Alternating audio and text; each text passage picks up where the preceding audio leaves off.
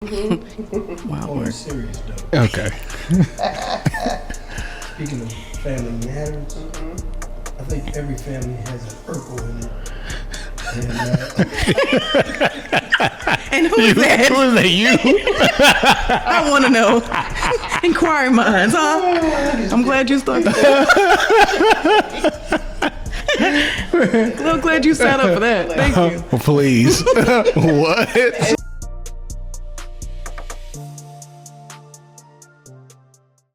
Hey y'all, what's going on? Welcome back to the Clyde Talk Podcast. I'm your host Clyde, and this episode is special to me, man. I got my family with me, the ones who have forged and helped me be who I'm supposed to be, and played a vital role in the man I'm becoming, are here with me. So I got my sister Shani. I say what's up. Hi y'all. I got Mama Clyde. Good morning. And I got Pop. Hey. And so I'm excited by this episode. I got the whole fam with me, man. And so we're going to get into it. Don't forget to like, share, and subscribe. Make sure that you are sharing this with a friend. You put everything else in the group chat. Throw the podcast in the group chat. Thank you. Appreciate you.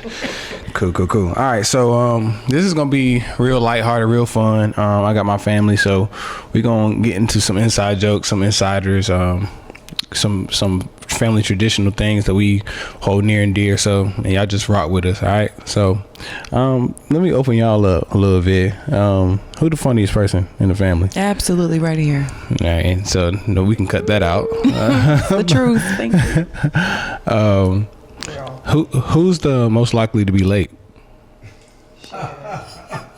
Why are we starting out like this?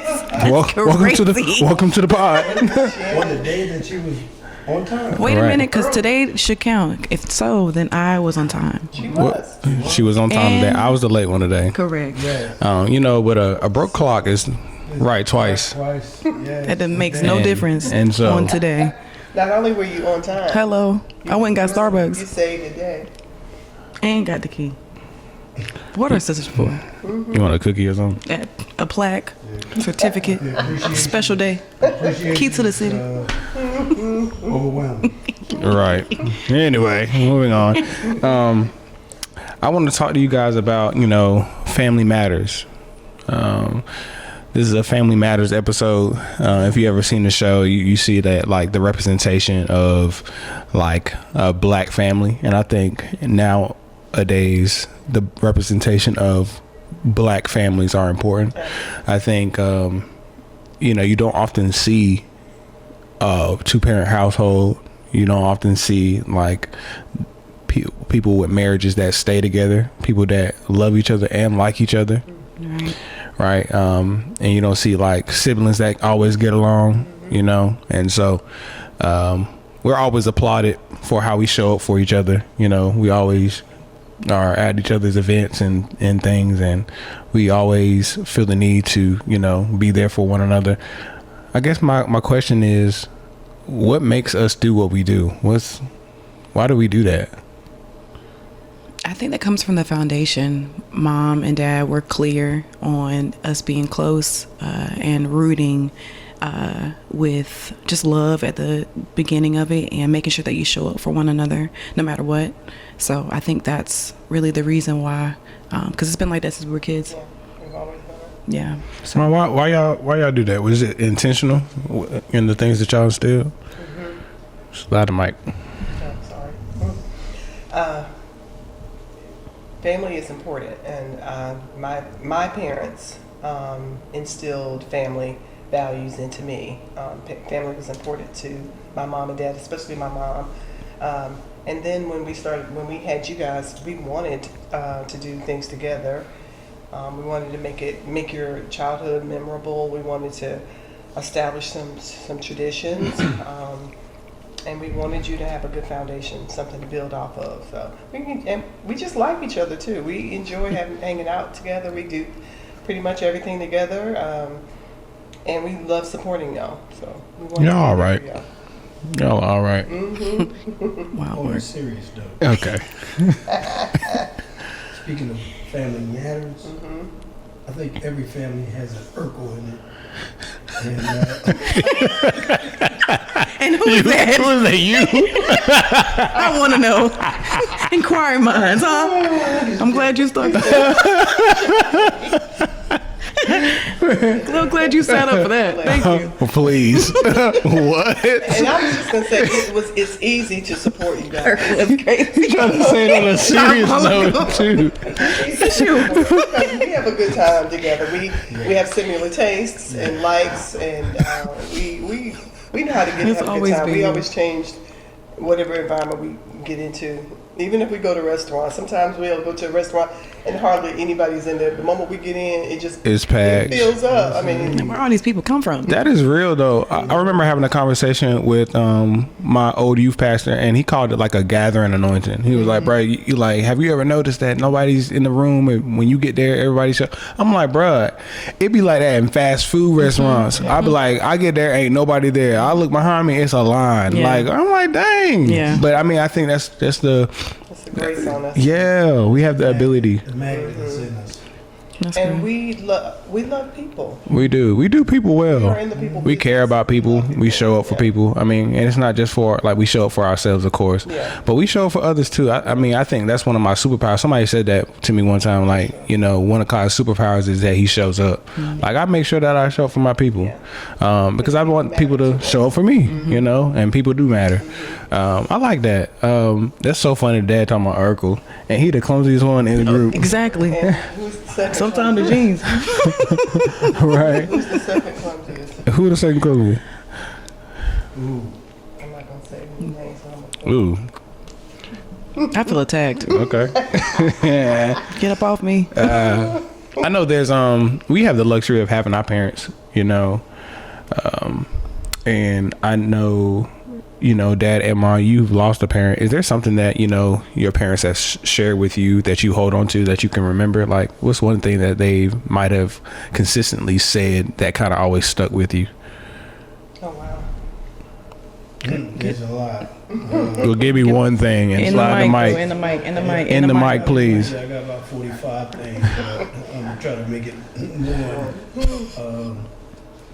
My parents always shared how to conduct yourself and take care of yourself.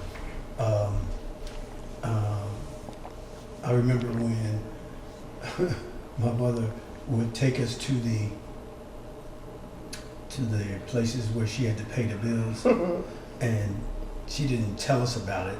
She took us there and showed us how to do it. So that was one of the things that stuck to me and stuck by me, and I wanted to share with my family how to govern themselves so that they could take care of themselves, that they weren't dependent on us later in life when they were on their own. Yeah. And That's good, I Dad. think you guys Turned out pretty good. Yeah. well right. I was about to say that's good because I don't feel like we are so codependent that we can't stand on our own 2 feet. I think that was one of the things. I think we're, especially growing up, we were more mature in that regard because we could fend for ourselves. I do think there's an influx of people, of parents who are not raising their kids to stand on their own. I think like, I don't know why, but I'm like, dang, what you mean you just got your license at 25? Crazy. What? Like, How what are you? How were you getting around before? like, you know what I'm saying? Don't know how to cook.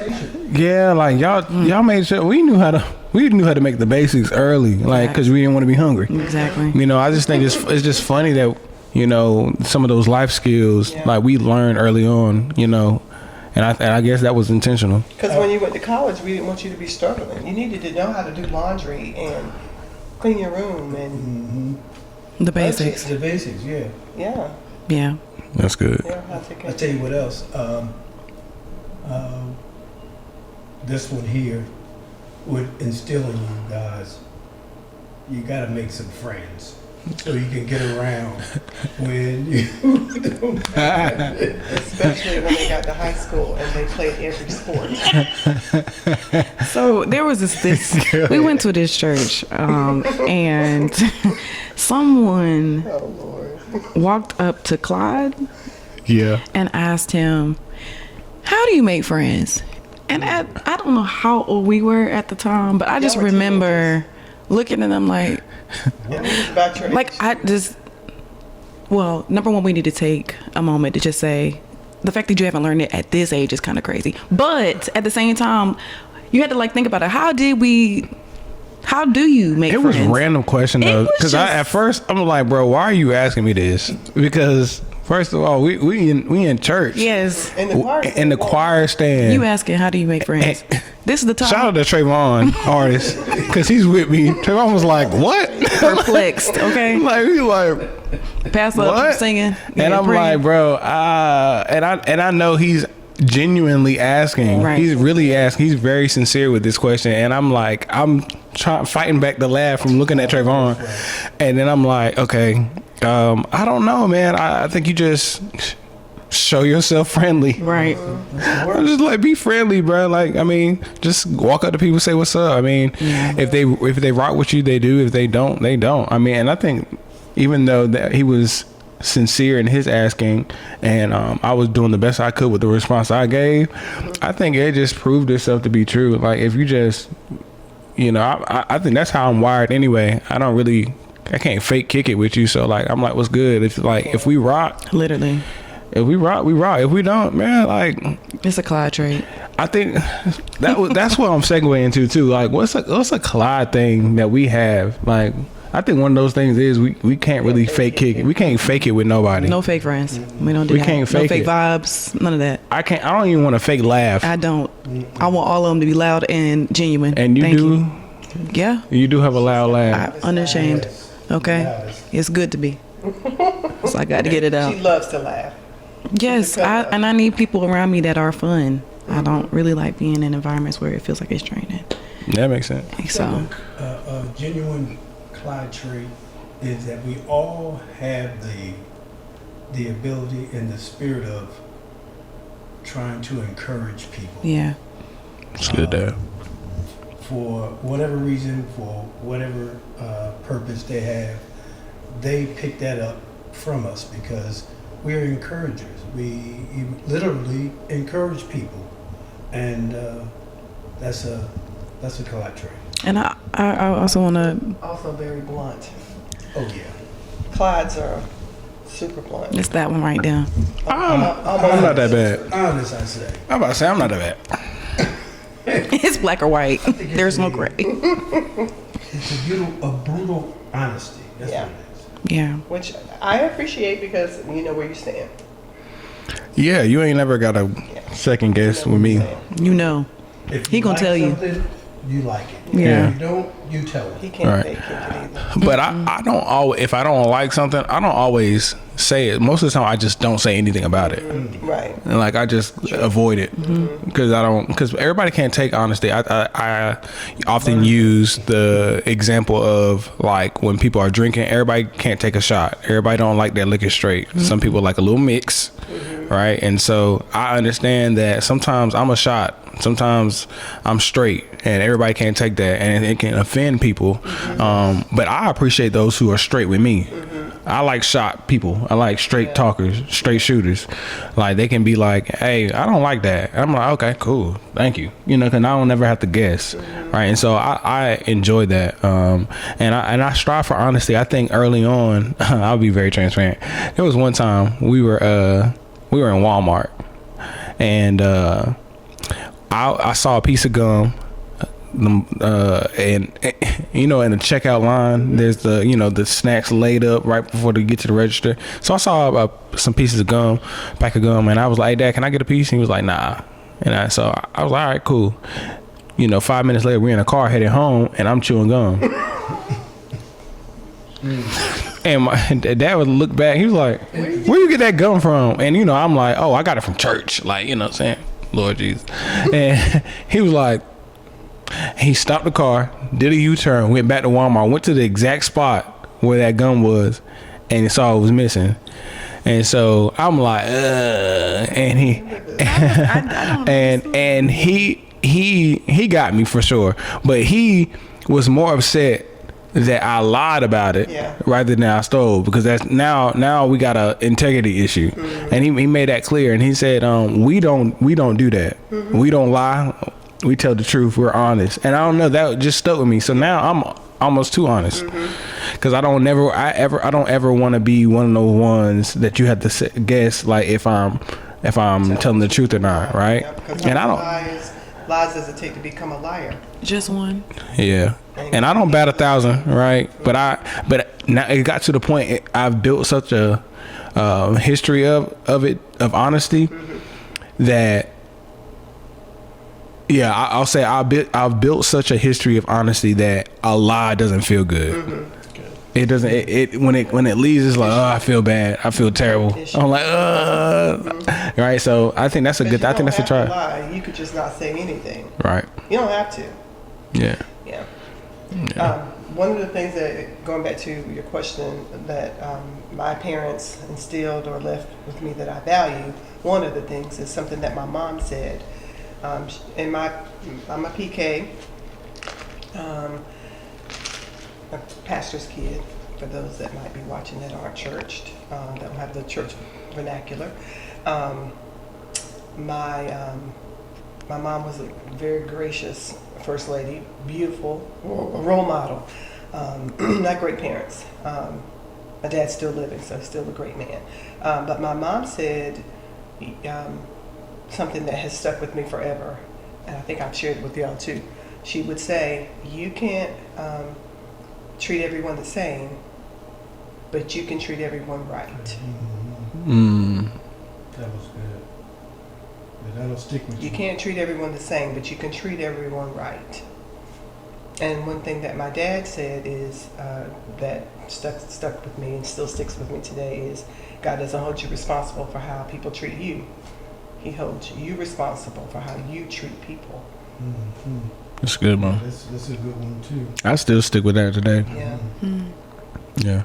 I actually used that, on a panel I was talking to the other day. It stays with you. It sticks with you. Truth. Another thing that sticks with me that I guess was passed down through y'all, you gotta learn to be cool in a hot place. That's my pop. Ooh, I've said that many a times to the kids. But that stuck with me so well that now people say like, I noticed, Clyde, you don't get rattled. Like when everything is falling apart, I'm usually the one that people look to like, okay, so what are we gonna do? And so I'm grateful for that because it comes from Pop-Up saying you gotta learn to be cool in a hot place. Cause I'm like, man, Stay cool. I can't be like everybody else. Yeah. I can't Someone's be. got to be calm. Somebody's got to be the voice of reason. And plan and navigate and steer the ship. Yeah. There have been people who have passed down things through us that we passed down to you guys also. What comes to mind, well, actually two things. My mother would say, if you lie, you'll steal. My grandmother said it And too. if you steal, you'll kill. I don't know how true that last part is, but it makes you not want to go that far. Right. Yeah, but we've also been passed down through our leaders while you guys were young. And one comes to mind, it says, say what you mean what you say. Don't say it mean. But don't say it mean. Yeah. Y'all did pass that. For sure. Yeah. I like the sandwich method. That's one thing I passed on to you. Doesn't always work, but I try to. If you have to give a word of reproof or correction, say something that the person does well or is doing well or that's positive, give them the correction, and then on the back end, something else that they do well, or so that you're sandwiching the correction, or you're sandwiching the thing that needs to change, so that you're not damaging people, because you don't know where people are, and I don't want to be the person that's causing someone to, even if I'm giving reproof or correction, I want to still keep them intact. I want them to come away motivated and still not torn down. I want to be a builder of people. Yeah, I want to build people. I still use that. I start with something good that because you told me before you celebrate what you want to see more of, right? And so I start with what I like what they're doing well. Like, hey, I'm so glad that you are doing this, that, and the third. Thank you for the time you spend, and I'm celebrating them. Yeah. Some things that we can probably work on going forward is probably so and so and so and so. I think we just need a little bit more of this. But again, this is just to make us better because you do this so well. Yeah. If we fix this, I think we'll be great. You know, I think I use that to kind of the sandwich method, just so that we're, you know, like you said, we're not damaging people, we're building people up, because I want to also be a builder of people. And I've noticed that people, if they give you the accessibility to speak into their life, you got to be wise with your words. Like, I've learned that a long time ago. People hold my word in a high regard, right? And so I don't take that lightly or for granted. And so if you are paying attention to my words, I need to be responsible with them, right? I do, because you never know what people, like, you could say something, and there's been plenty of times people have said, hey, I remember what you said on this date. I may not even remember, but they remember. And so I want to be responsible with my words. I remember speaking at my graduation. First of all, funny story. I was not valedictorian, salutatorian, nothing. They actually came to me and asked me, hey, don't you want to speak at graduation? I'm like, why? No. It's funny. It was crazy. I'm like, no, I don't want to speak at graduation. No. Like, don't you want to though? Like, I'm like, okay. And so I'm opening up, and I remember I ended with a quote. Start where you are, use what you have, and go as far as you can go. And I remember, like, a year ago, one of my high school classmates wrote a Facebook post, like, as Clyde would say, and quoted me. Wow. I'm like, that was 10 years ago. And your principal cried. I saw the two of y'all hugging after graduation. He was crying. I said, Mr. Hills loved you. That was my dog. Shout out to We gave him a hard time. We did. But that was my dog, though. He was a good dude. Yeah, I saw. He had respect. We respected. We were always, like, funny. Like, we always gonna do what we do. We kids, we trying to, we still figuring it out. But we had respect for him. Like, all right, Gary coming, let's tighten up. I hope he watches this. Shout out to Mr. Hills, man. He was good people, man. I think I've always had favor with people, though. Always. And you remember, you weren't slow though when you said he wasn't salutatory or valedictorian. You had good grades and didn't have to study. Right. You did have great. The rest of us had to study. take it serious. yeah, I ain't gonna lie. I never studied until I got to college. Makes And it wasn't until I got my first C ever. And I was like, what? I was like, what you mean? Like, I went to the teacher. And look, my first C was on a paper. First of all, I've always gotten 4s in my EOGs and reading and stuff. Like, I've been a writer. AG classes. we was happy to get 3s. So when I got to college, in my first paper, got a C, I went to the teacher in her office hours, like, yo, are you drunk? Like, like, you sure? Is you cool? Like, it was crazy to me, but it wasn't until then. That's funny. But I think we always had favor with people, and I think it's we had a legacy of. I think that was a legacy that was passed down too, because Pop-Up had favor with everybody. Everybody loved Pop-Up. I remember he used to go to K&W. So my grandparents were those people that you see on Sundays, always going to Golden Corral and K&W. And they match. And you better not say nothing about them. And I plan on keeping that tradition alive as soon as I get there. I can't wait. I love K&W. Whatever. She eats liver, y'all. Pudding. My dad had the same All of color it. suit on. My mom had the suit, the hat, and they would match. Yeah, With they were the onions. typical. Yeah, I'm talking about they were color coded. Okay, they would have they purple, Sharp. they gray, they blues. They would match. My dad still opened the car door for my mom. Yeah, Everywhere. he that was something he passed down to me too. He would say, "Hey, go help your mom with her door." Like, so I knew at an early age to open the door. Yep. Early, and I saw him do it, and then he told me to do it, and then so he let me do it. Chivalry was not good. he made sure that was something. But I'm getting to a story. You remember when there was a girl bothering you on the bus one year, right? We ain't gonna say her name. The Grinch. Okay. And so she was bothering you on the bus, and I was so upset because I know Shannon could whoop this girl. I'm like, Shannon, just go ahead and whoop her, like get her, like, cause she's just. This was the time. Yeah, do your big one. Like I was like, bro, like you better. The time. And, you know, I'm little brother, but I'm big bro. Like, yo, get her, right?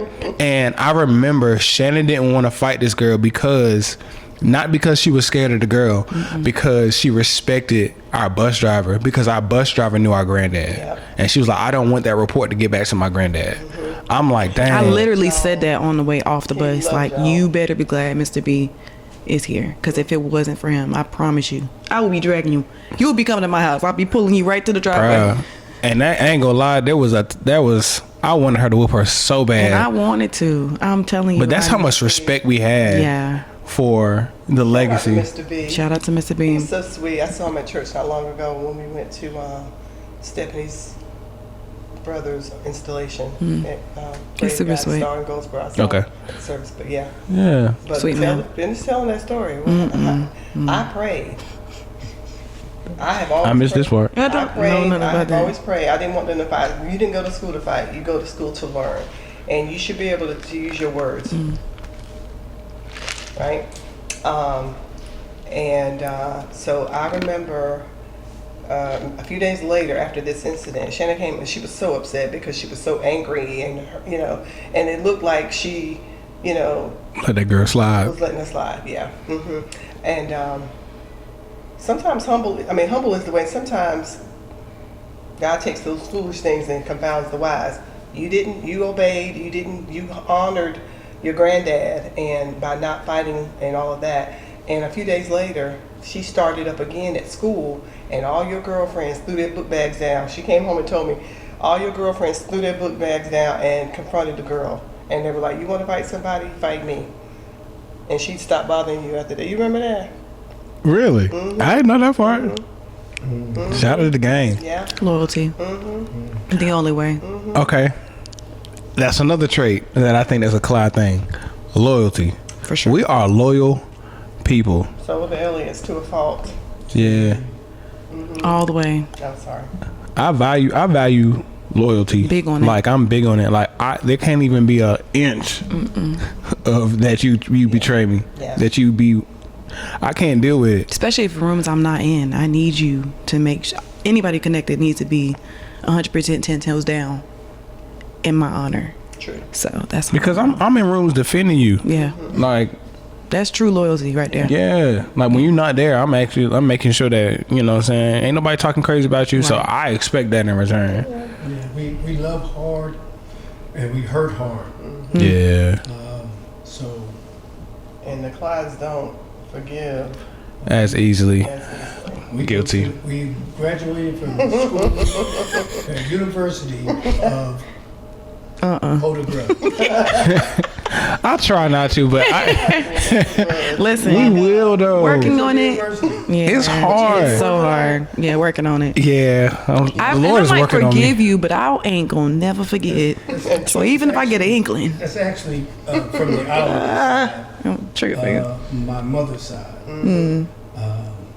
Clydes are not like that. They're a little bit more loving and caring, but we do let that Oliver in there. So, So we got Oliver, Clyde, Elliot, Elliot, Lathan, Lathan. Ian, right? Because we didn't change it. The Lathan side, they didn't change their name 5-6 times. Lathan is spelled 17 different ways. 700 times.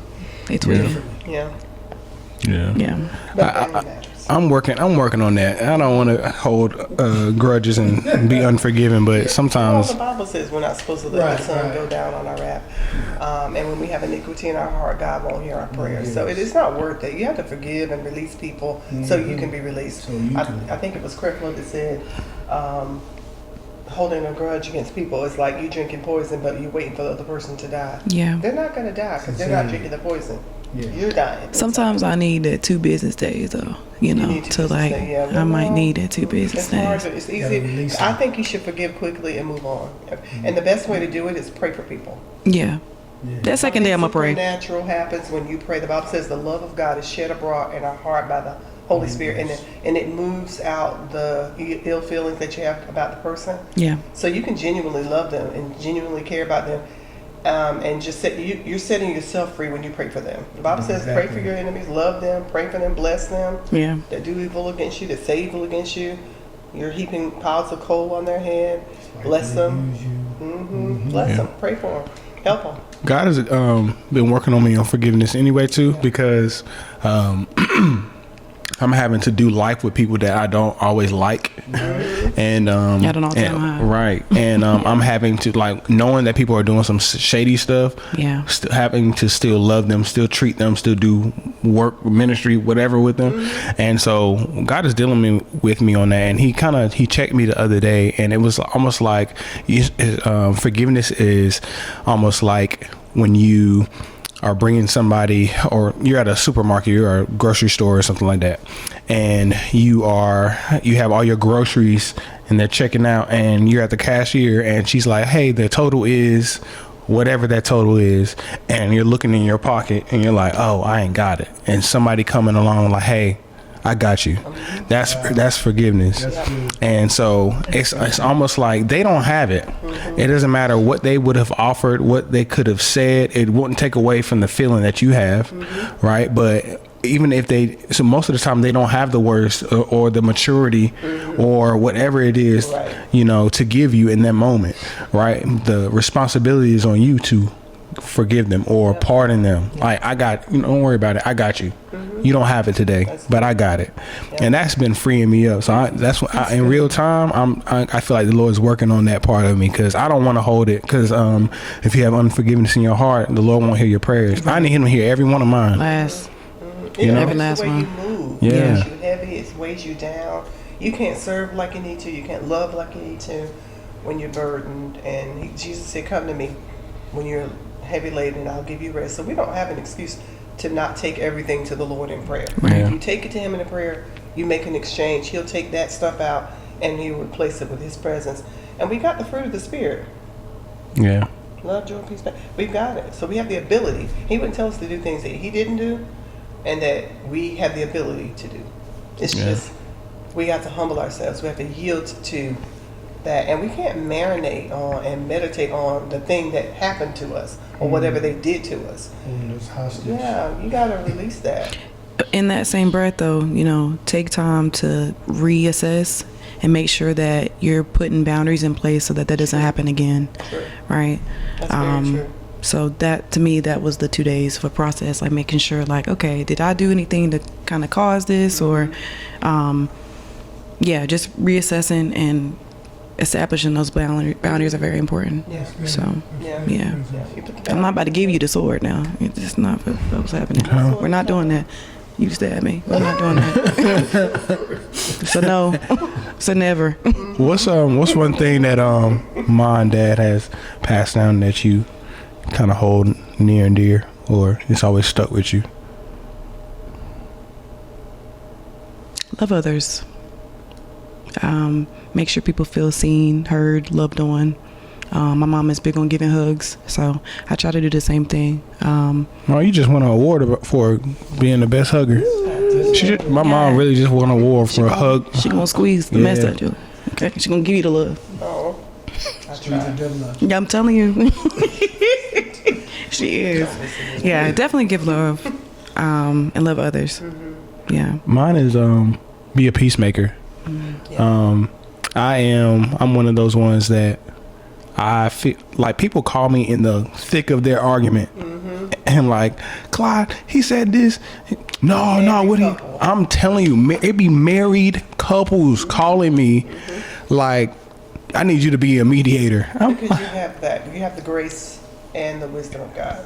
So Thank the Lord. I can see why. It's just funny, but I enjoy those kind of things though.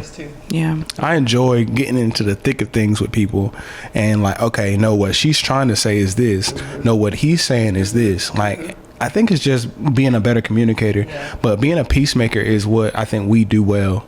We add peace. We're always the mediator. We're always the one that is able to see both sides. We're not one-sided people. We're not. Sometimes if we love somebody, we can be biased, but majority of the time we're objective enough to see both sides of the story and give some type of wisdom concerning the thing. I think about this, so I just read it this week of how wise Solomon was in the Bible, and there was a quarrel with two women. They both gave birth in a house, and one of the babies died of the woman, and they brought the situation to Solomon, and she's like, this is my baby, he's alive. No, your baby died. This is my baby. And he's like, okay, let's take a sword, cut the baby in half, and give each a piece. And the mother, whose baby it really was, like, you know what? No, let her have it. I'd rather the baby be alive. And the other one was like, yeah, let's do it. Yeah.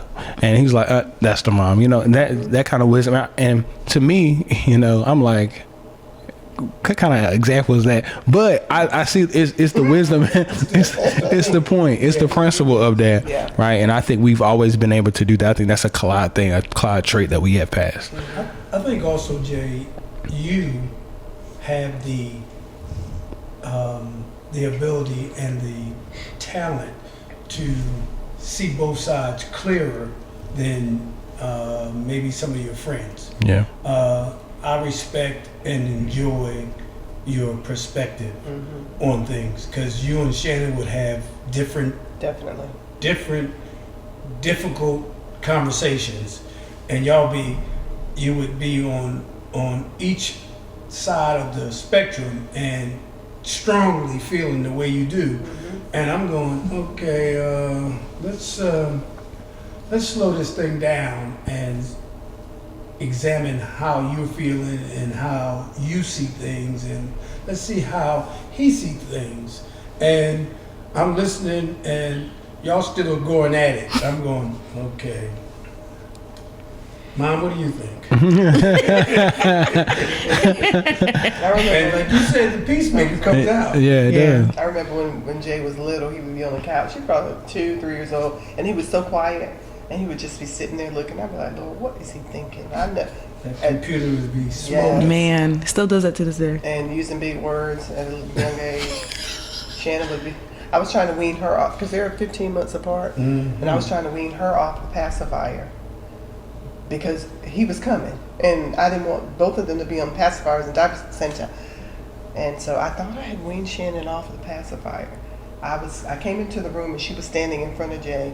She had the pacifier in her mouth that he had in his. He was a baby. You had the pacifier in your mouth, and as soon as you heard me coming, you took it out of your mouth and shoved it in his. Just nasty. I was a menace real early. I said, oh my gosh. Some stuff you can keep to yourself.